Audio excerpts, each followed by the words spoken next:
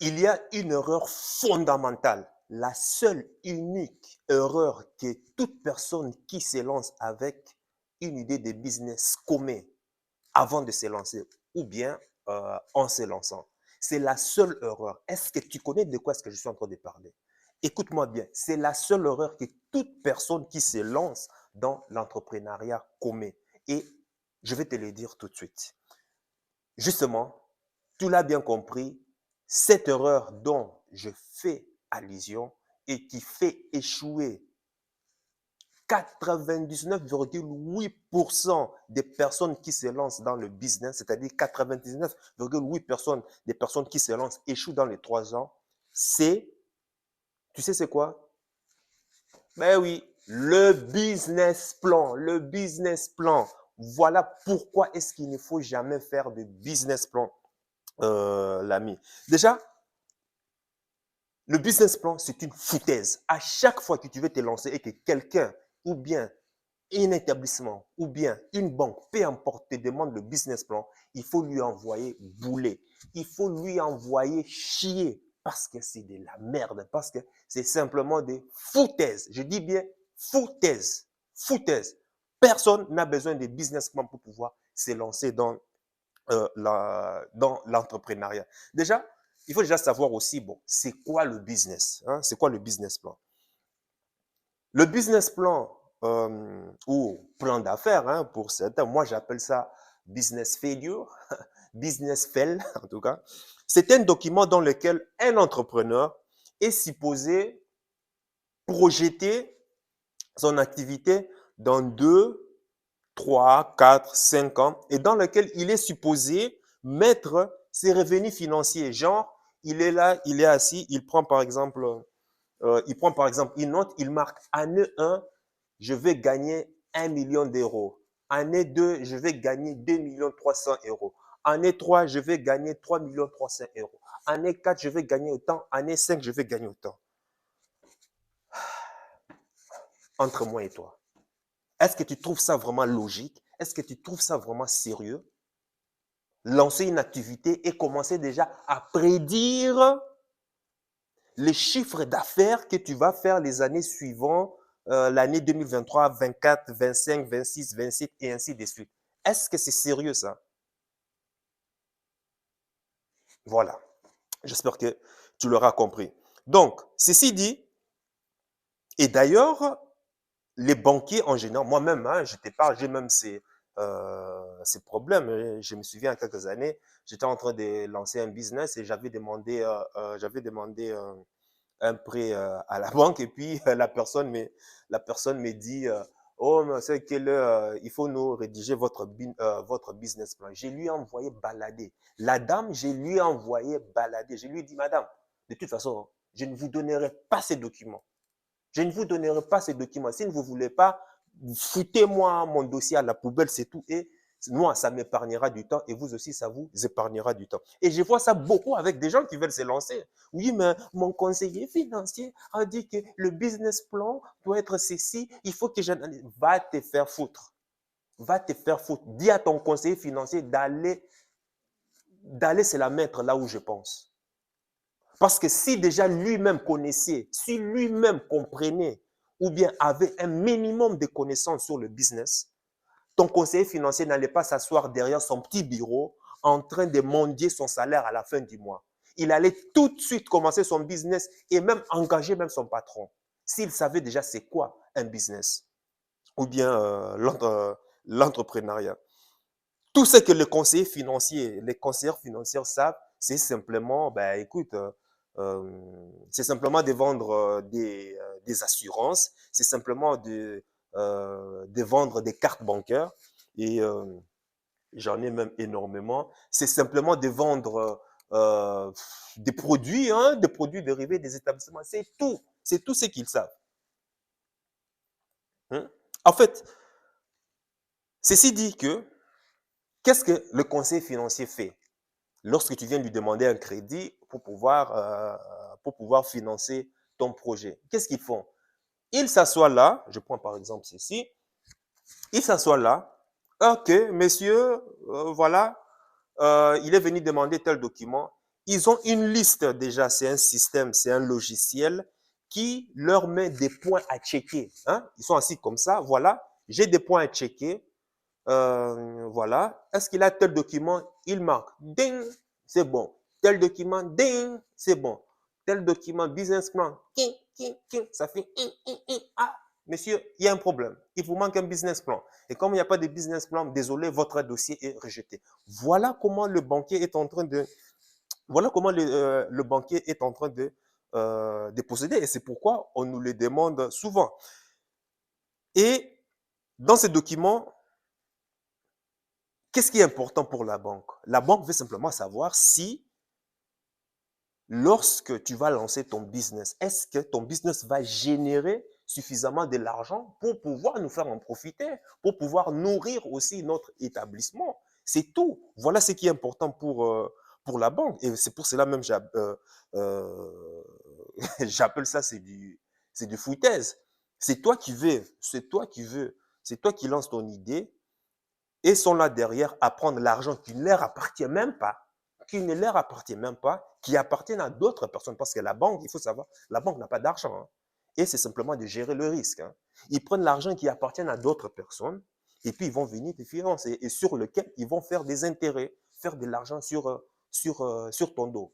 C'est ça la réalité du système, la réalité que toi et moi avons laissé, avons voté. C'est comme ça, on fait avec. Donc, document, business plan, quand tu veux lancer ton business, c'est de la pure foutaise. Et pourquoi? Parce que cela te demande en quelque sorte d'être prophète. Être prophète pour pouvoir lancer son business. Et ça, je l'ai même vu avec ma copine. Hein. Il est là, oui, l'univers me donne des énergies. L'univers me promet une avenir radieuse. Je ressens les énergies positives. Je sens que je vais gagner dans 3 semaines. Ça va passer. Ah oui, je sens, je sens. Et puis tu rédiges là. Ah, je vais me lancer. Non, ça marche pas comme ça. Ça marche pas comme ça. Il n'y a que des salariés qui ne pensent que qui se lancent, c'est-à-dire ce sont des salariés qui se lancent dans le business, dans l'entrepreneuriat, avec la mentalité des salariés. Et ça, cher ami, je te le dis, tu vas échouer. Ça, c'est une certitude, tu vas vraiment échouer. Autre point que j'ai noté, c'est quoi? Le problème du business est que ça se base que sur des estimations hasardeuses. C'est une extrapolation hasardeuse de ce que tu es censé oh my God, de ce que tu es censé gagner dans une année, dans 3 ans, 4 ans. C'est la folie. Qui connaît, qui peut prédire le futur? Personne ne peut prédire le futur. Personne, personne. Mais alors, pourquoi est-ce qu'on nous l'impose? Tu vois? La Matrix, c'est de ça dont je parle, la Matrix. Toi, tu es censé te projeter, prédire le futur. Est-ce que tu sais le Covid? Est-ce que tu sais s'il y aura le Covid? Enfin, oh, j'ai prononcé le mot interdit. Est-ce que tu sais si le Covid va venir comment on appelle ça, te planter? Est-ce que tu sais si le virus Camel va venir comment on appelle ça, te tuer ou bien bazarder ton business? Est-ce que tu sais si, je sais pas moi, Ebola ou bien, je sais pas, le virus des singes ou peu importe, qu'est-ce qu'ils vont inventer, peu importe, vont venir mettre à ras ton business? On a vu le cas en 2021, 2020, 2021, n'est-ce pas? Maintenant, imagine une personne qui, en 2019, avait fait son business plan. Il est là, il promettait, oui, je sens que le marché est bon et que je vais gagner beaucoup d'argent. 2020 arrive, boum. Alors, hein? À quoi sert le business plan alors, dans ce cas? Non, arrêtez. Ça, c'est de la foutaise. C'est de la pure foutaise.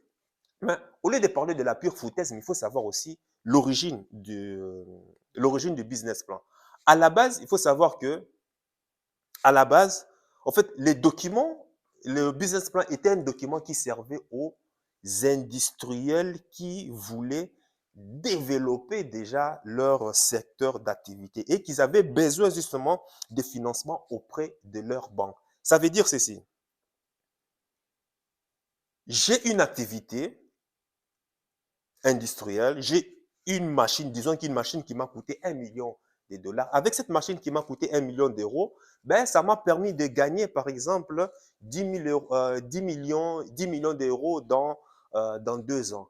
Mais j'ai envie de pouvoir me développer encore plus. Donc, sur base de ce que mon business, ma machine m'a déjà rapporté. Et sur base aussi des contrats que j'ai avec des clients pour les prochaines années, 2 ans, 3 ans, voici ce que je vais gagner.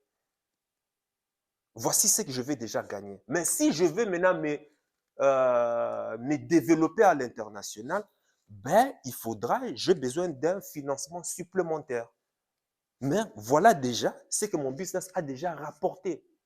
Mais maintenant, je vais maintenant me développer, aller maintenant plus loin. Voilà pourquoi vous devez m'aider. Là, le business plan a du sens. Le business plan a du sens que pour une entreprise qui fait déjà des chiffres d'affaires.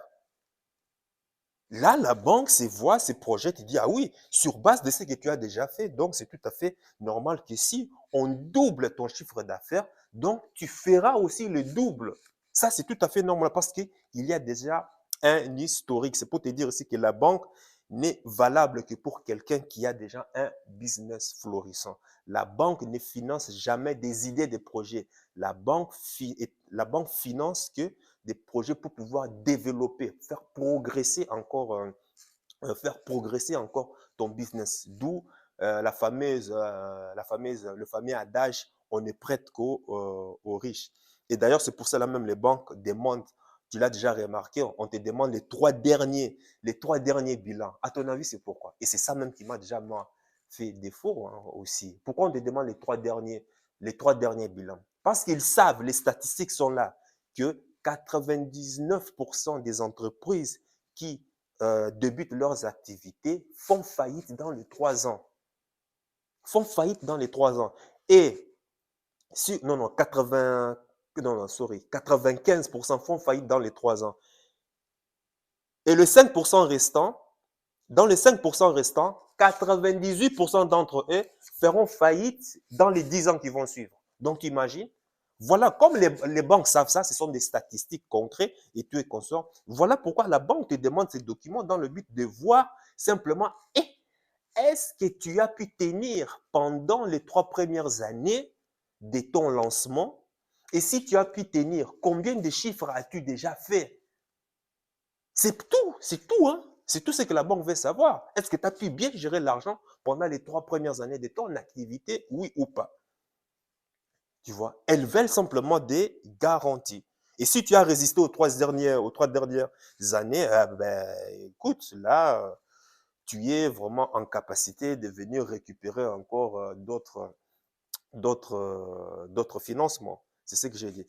Et d'ailleurs même, ça me fait rire parce que les gens veulent lancer leur projet, les gens veulent lancer leur activité. euh, et tu verras les entrepreneurs, moi je les appelle les entrepreneurs brillants, ils font de l'entrepreneuriat sur du papier, en se projetant. Oui, je dois faire un business plan. Et là, les comptables sont contents lorsqu'ils ont lorsqu'ils ont ce genre de personnes. Oui, il faut faire un business plan. Oui, il faut rédiger un business plan. 90, comment on appelle ça? 499 € hors TVA. Et, le comptable te sourit comme ça. Là, ils sont contents. Hein, les comptables adorent l'argent facile comme ça. Hein, tu viens leur proposer ton business. Ils disent, mais il faut rédiger un business plan. Quand il dit 500 € hors TVA, ils te sourient en plus comme ça. Tu verras, ils vont te faire des bons papiers. Hein, PowerPoint, machin, tu es console, bien. Les comptables adorent de l'argent facile comme ça. Parce qu'ils savent que tu es un, tu es un, tu es un taubé. Désolé, ça c'est être taubé. Et tu le factures et puis, bah! Et ben voilà, tu vas avec ton papier, tu vas à la banque comme ça, zéro. Messieurs, votre dossier est rejeté. Donc, arrêtons les amis, arrêtons de vivre dans le monde des Narnia ou bien dans le monde Avatar ou bien dans le monde des rêves. Non, c'est pas comme ça marche et ce n'est pas ça l'éducation et ce n'est pas ça l'éducation financière. Donc, l'autre point que j'ai noté, donc tu as déjà compris déjà l'origine et pourquoi est-ce que les comptables adorent voilà, c'est de l'argent facile hein, pour des comptables afin de te rédiger ces genres de documents. Autre chose énervant avec justement le business plan est que ce que j'ai remarqué, et tu verras, hein, 99% ou bien 100% vraiment des personnes qui écrivent leur business plan. C'est-à-dire, c'est dans ces documents où tu vois que toutes les entreprises, en fait, toutes les personnes réussissent. C'est-à-dire, toutes les personnes sont là en train de projeter leur activité dans l'avenir en réussissant dans tout. Sur papier, ils sont toujours OK, ça va marcher. Alors qu'on sait que l'entrepreneuriat, c'est la voie de l'incertitude. Mais comment ça se fait que toi, dans ton business plan, tu ne tiens pas en compte de bas et de haut? Ça veut dire quoi ça? Voilà pourquoi est-ce que dans le triangle de l'intelligence financière, cette base est rompue. Et d'ailleurs, même c'est pourquoi les statistiques sont tout à fait correctes dessus. Voilà pourquoi 98% des personnes échouent. Tu fais ton business plan et dans ton business plan, tout est OK. Les années qui vont venir, oh, je sens l'énergie, je sens l'univers. Oui, Dieu m'a dit que ça va bien marcher. Dieu m'a dit que l'année sera propice. Ça sera alors, boum. Ça ne marche pas comme ça. Le monde de l'entrepreneuriat ne marche pas comme ça. C'est quel genre de business plan? Business fail, ça c'est du business fail, ça. Il faut arrêter. Et l'erreur de beaucoup de gens qui se lancent, c'est de faire de l'entrepreneuriat sur papier. Sur papier, tout est toujours OK. Sur papier, tout va bien. Sur papier, tout va marcher. J'en ai parlé même avec ma copine. Hein?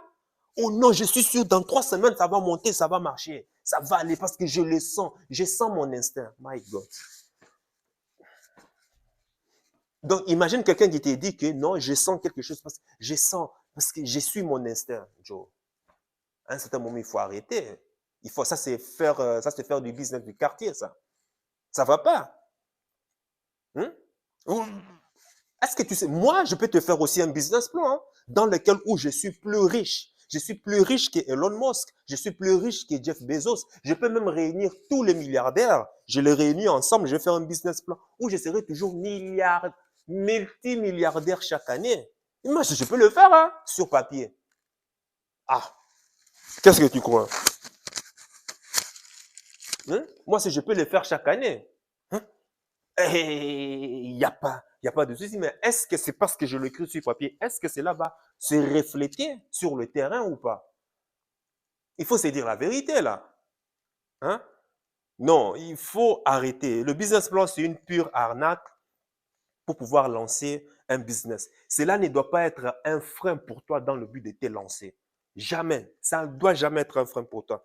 Parce que le business plan ne tient pas en compte de la réalité qui t'attend sur le terrain, je l'ai dit. Le business ne tient pas en compte des employés qui vont te faire la grève. Le business plan ne tient pas en compte de tes partenaires qui vont essayer de t'arnaquer. Est-ce que ça, tu vas le prévoir aussi ou pas? Ben pourtant, ça arrive souvent. Le business plan ne tient pas en compte, par exemple, d'un employé qui va tomber malade pendant 3 mois, 5 mois, 6 mois, qui sera en RTT, enfin en RTT, comment on appelle ça, congé maladie pendant des... Tu ne sauras jamais ça. Est-ce que tu peux prévoir ça? Ah, ben voilà. Tu vois? Donc, le fait est que, simplement, c'est que beaucoup veulent se lancer dans l'entrepreneuriat avec la mentalité de salarié. Et c'est ça le plus gros problème. Et je le vois avec des personnes autour de moi. Tu veux te lancer dans un monde d'incertitude, mais en voulant avoir de la certitude. La personne a été tellement beaucoup d'années dans le salariat que il avait tout. Le salariat, c'est le monde de la certitude, c'est le monde de la sécurité. Je sais quand est-ce que j'aurai ma paix. Je sais même lorsque j'abandonne le travail, qu'est-ce que je vais toucher en RTT. Je sais que je me lève à telle heure pour vérifier que je finis à telle heure. Je sais que même si je ne fais pas beau, je ne produis pas beaucoup, j'aurai toujours mon salaire à la même date, mon argent à la même date. Je sais que la sécurité, c'est quoi? Bénéficier de quoi? Comment on appelle ça? Des voitures de fonction. C'est ça la sécurité, bénéficier des voitures de fonction. Je sais que c'est mon employeur qui paye mon essence. Je sais que c'est mon employeur qui paye ceci. Je sais que c'est mon employeur qui fait ça. Donc, c'est toujours le monde de la certitude. Et alors, ces personnes-là, maintenant, veulent se lancer dans le monde de l'incertitude en voulant avoir les mêmes avantages. Ça ne marche pas. Et d'ailleurs, même c'est pourquoi beaucoup se lancent avec de la peur, la crainte. Je vois ça même avec ma copine qui veut se lancer en tant que freelancer. Oui, mais je dois attendre de pouvoir avoir d'abord 5 clients, 10 clients ou ces genres de trucs. Donc, tu vois déjà, le mindset est déjà rompu. Voilà pourquoi ces gens la plupart de ces gens, et d'ailleurs même toi, tu te lances, mais tu verras que même tes résultats seront aussi les résultats des salariés. Ça sera simplement des résultats banals qui te permettront peut-être d'avoir un salaire ou bien un revenu, un complément de revenu dans le but simplement de satisfaire tes, comment on appelle ça, de payer tes petits charges et tout, et construire, c'est tout. Mais construire vraiment la richesse, construire vraiment une fortune, non. Pourquoi? Parce que ton mindset est déjà limité. Tu ne vois toujours les choses qu'en fonction de la limite, de la frontière de ta sécurité. Mais quand il s'agit d'explorer les territoires inattendus, qui est l'incertitude, et ça, jamais. Pourquoi? Parce que la peur te freine. La peur te maintient toujours là. Ah non, il me faut des certitudes. Il me faut ça. Il me faut ceci. Il me faut cela. Hmm? Elon Musk. Bon, pour finir, je vais prendre l'exemple de Elon Musk. Est-ce que vous savez, il n'y a même pas quelques années, Elon Musk, qui est propriétaire enfin, qui était propriétaire, par exemple, de PayPal, SpaceX, quoi encore, Tesla, là, actuellement, même Chat, Chat GPT, il y a encore quoi, Intersolar ou bien, bref, il a plusieurs casquettes.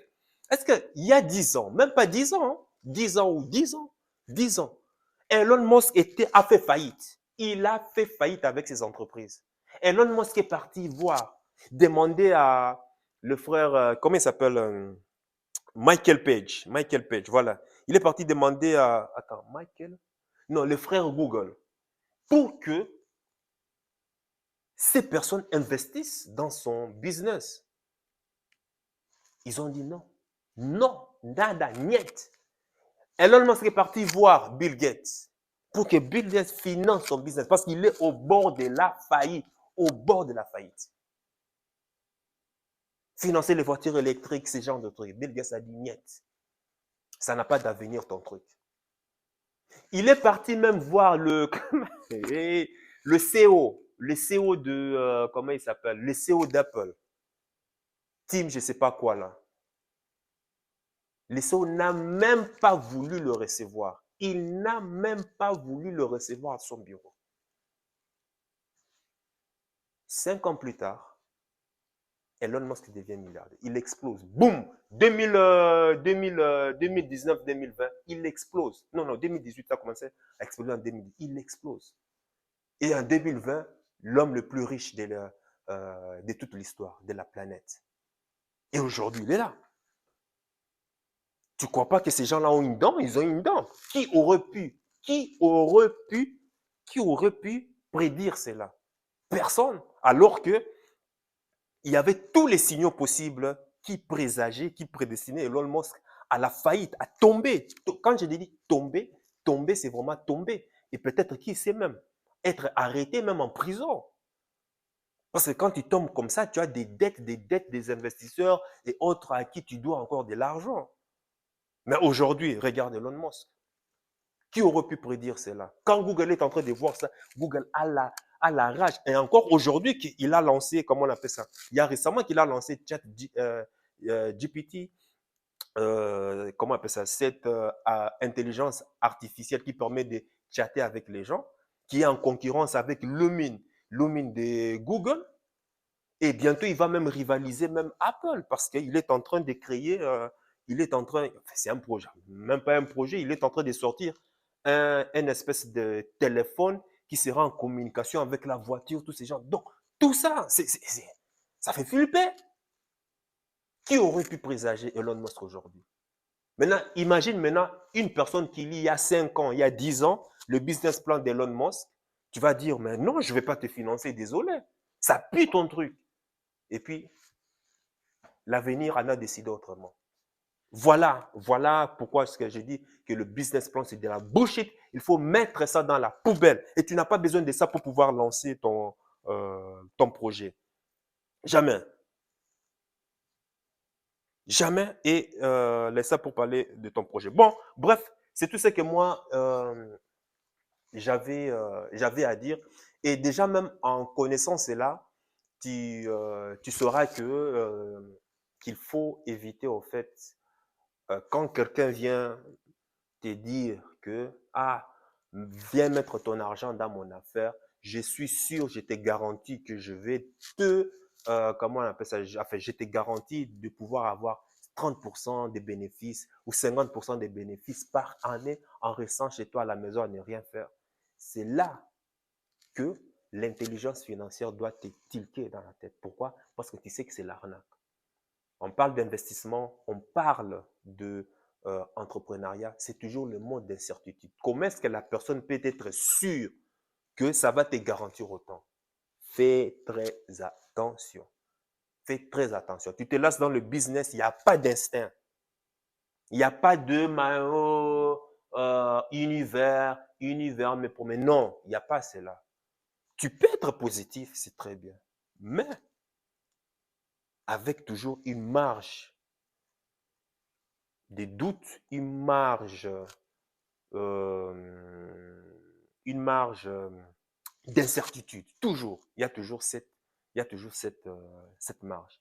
Donc, business plan ne doit pas te freiner pour pouvoir lancer ton projet. Lance-toi simplement, c'est tout. Par contre, je vais parler ça peut-être dans une autre vidéo. Il y a par contre un document qui est essentiel par contre pour pouvoir connaître avant de lancer ton activité. Dis-le-moi dans les commentaires. Ça, c'est un document très, très, très crucial. Par contre, pour te lancer et déjà te projeter. Ça, c'est très important. Mais business plan, oublie cela. Vas-y, lance ton activité et tu vas apprendre sur le champ. Ou bien, tu peux aussi apprendre des autres qui sont déjà dans cette même activité. Allez, toi, dis-moi dans les commentaires qu'est-ce que tu penses de du document, enfin, business plan. J'ai peut-être dit les choses comment on appelle ça, divaguer, parce que justement, je viens de recevoir aussi comment on appelle ça, une de mes conseillers financières qui me parle, oui, mais on ne peut pas vous recevoir parce que vous devez nous fournir votre plan financier, business plan. Je lui ai envoyé chier. Je lui ai envoyé chier. Et c'est pour cela, ça m'a donné l'idée de pouvoir faire cette vidéo. Toi, dis-le-moi dans les commentaires. Peut-être que tu es en désaccord avec moi, mais dis-moi dans les commentaires qu'est-ce que tu penses du document de business plan. Oui, je sais que pour certains, rédiger des documents business plan fait partir de tes business models. Je suis désolé, mais voilà, tu es obligé de changer de business, quoi. Change de business. Bon, ça peut t'aider, oui, mais à long terme, hein, désolé, change de business. Bref, dis-le-moi dans les commentaires. Sache que ton cœur sait déjà ce que ton cerveau essaie de comprendre. Suis la voie de ton cœur. Il connaît déjà le chemin. Ciao.